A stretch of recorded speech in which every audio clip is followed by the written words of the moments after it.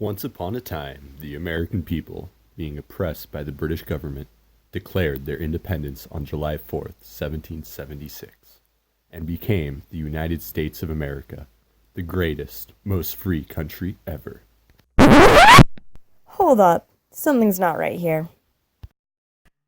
Oddly enough, it takes a little more than declaring independence in order to be independent. In the case of the American colonies, they still had to fight for their freedom, which they didn't get until 1783.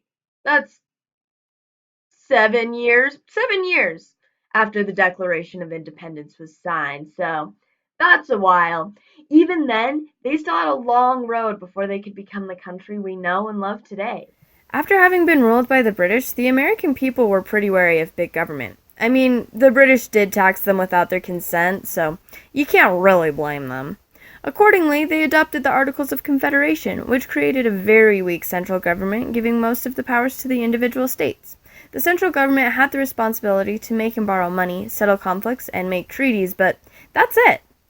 Rather than being one cohesive country, they had more of a firm league of friendship thing going on. It's kind of like the states were just next door neighbors who played video games together sometimes, and they might be willing to lend a cup of sugar when needed, but they mostly just did their own thing. That's good, right? No, wrong! The government couldn't even levy taxes, which is kind of a problem when you have a heaping pile of war debt on your plate. I mean, they couldn't even raise an army. So what? Are they just sitting there like, oh no, please don't attack us? Like, that doesn't work. I mean, they could ask the states for money and troops, but the states could also say no, which they did. So that does not work. But I mean, the Articles of Confederation did provide a route for territories to become states. So it had one good thing going for it. Just the one. It became uncomfortably clear that the central government needed more power in August of 1786. Massachusetts farmers, led by Daniel Shays, tried to seize weapons from a federal armory and overthrow the government. This was in response to heavy taxation. Massachusetts asked for federal help, but guess what? The government had no power to help them. Shays' rebellion was a key event in leading to the Constitutional Convention. The Constitutional Convention was held in 1787 in Philadelphia. Delegates came together clad with the authority and intentions to amend the Articles of Confederation. Instead, they decided to throw them out like last month's leftovers and created a whole new constitution. They knew they needed a stronger central government, but they wanted to make sure their interests would be represented, so the structure of the legislature was a major point of debate.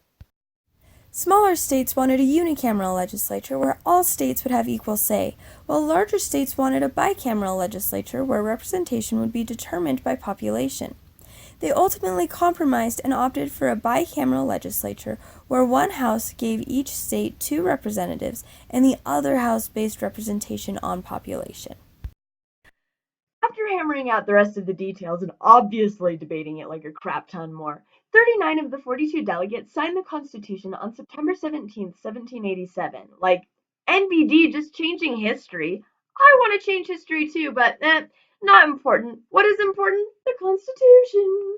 It was then sent to the states where it was obviously like discussed and debated a crap ton more. And it wasn't even until May of 1790 that every single state had ratified it. It might have taken some longer than others, looking at you, Rhode Island, but that's fine. Anyway, the Constitution may not have made America like the greatest, most free country ever, but hey, at least it was a step in the right direction.